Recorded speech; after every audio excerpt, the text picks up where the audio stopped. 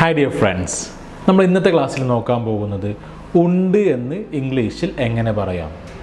ഉണ്ട് എന്ന് പറയാൻ വളരെ ഈസിയാണ്. ഹാവ് ആൻഡ് ഹാസ്, ഈ രണ്ട് ഫ്രേസുകൾ, ഈ രണ്ട് വേർഡ്സുകൾ എവിടെ ഉപയോഗിക്കണം എന്ന് പഠിച്ചു കഴിഞ്ഞാൽ വളരെ ഈസി ആയിട്ട് നമുക്ക് ആർക്കും എന്തും ഉണ്ട് എന്ന് പറയാൻ പറ്റും. ഓക്കെ, സോ ഇത് എവിടെ ഉപയോഗിക്കണം എന്നാണ് ചെറിയൊരു കൺഫ്യൂഷൻ പലർക്കും വരാറുള്ളത്. നമുക്കത് വളരെ ഈസി ആയിട്ട് നോക്കാം. അത് പഠിക്കാനായിട്ട് ഒരു 8 ക്യാരക്ടേഴ്സിന്, ഒരു 8 ആക്ടേഴ്സിനെ ഞാൻ പരിചയപ്പെടുത്താം. ഓക്കെ, ഒന്ന് ഐ, ഞാൻ, യു, നീ ഓർ നിങ്ങൾ, ദേ, അവർ, വി, നമ്മൾ, I, you, they, we. Next he, അവൻ, ഷീ, അവൾ, എവ്രിബഡി, എല്ലാവരും, ആൻഡ് ജോൺ. ജോൺ എന്ന് പറയുമ്പോൾ ഒരാളുടെ പേരാണ്.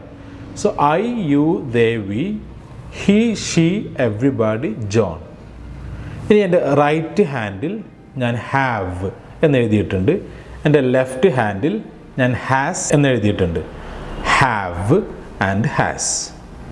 നമുക്കിനി ഒരാൾക്ക് ഉണ്ട് എന്ന് പറയാൻ ആർക്കാണോ ഉള്ളത് അവരെ നമ്മൾ ഫസ്റ്റ് പറയണം. ആക്ടേഴ്സിനെ ഫസ്റ്റ് പറയാം. ഇപ്പോൾ എനിക്കുണ്ട്, ഐ ഹാവ് എ കാർ, എനിക്കൊരു കാറുണ്ട്. നമുക്കതിന് 8 ആക്ടേഴ്സിനെ വെച്ചൊന്ന് പ്രാക്ടീസ് ചെയ്ത് നോക്കാം.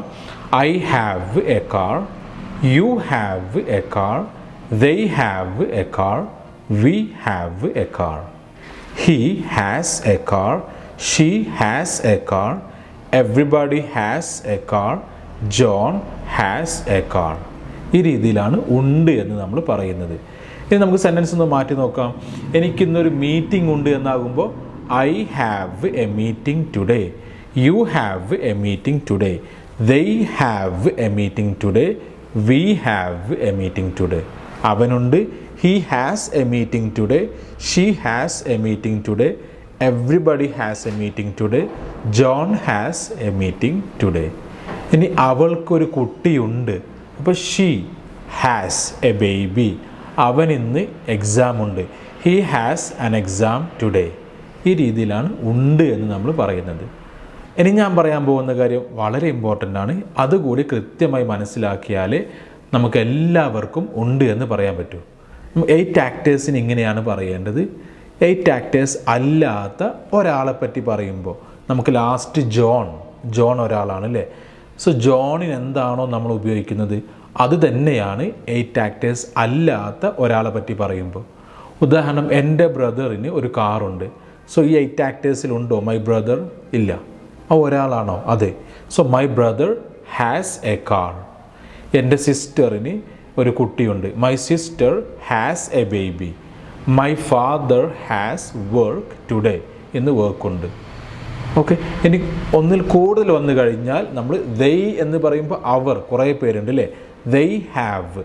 അതുപോലെ കുറേ പേര് വന്നു കഴിഞ്ഞാൽ അതിൻ്റെ കൂടെ നമ്മൾ ഹാവ് ഉപയോഗിക്കാം. ഉദാഹരണം, മൈ ഫ്രണ്ട്സ്, എൻ്റെ friends, my friends have football match today. ഇന്ന് അവർക്ക് ഫുട്ബോൾ മാച്ച് ഉണ്ട്. My cousins have an interview next week. Next വീക്കിൽ അവർക്കൊരു ഇൻ്റർവ്യൂ ഉണ്ട്. Okay, my parents have meeting today. So ഒന്നിൽ കൂടുതൽ വന്നാൽ ഹാവ് ആണ് ഉപയോഗിക്കേണ്ടത്. 8 ആക്ടേഴ്സ് അല്ലാത്തതാണ്. 8 ആക്ടേഴ്സ് അല്ലാത്ത ഒരാൾ വന്നാൽ ഹാസ് ഉപയോഗിക്കണം. കുറേ പേര് വന്നു കഴിഞ്ഞാൽ ഹാവ് ഉപയോഗിക്കണം. ഇത് പഠിച്ചു കഴിഞ്ഞാൽ നമുക്ക് ആർക്കും എന്തും ഉണ്ട് എന്ന് ഇംഗ്ലീഷിൽ പറയാൻ പറ്റും. ഇംഗ്ലീഷ് പഠിക്കുക എന്നുള്ളത് വളരെ ഈസിയാണ്.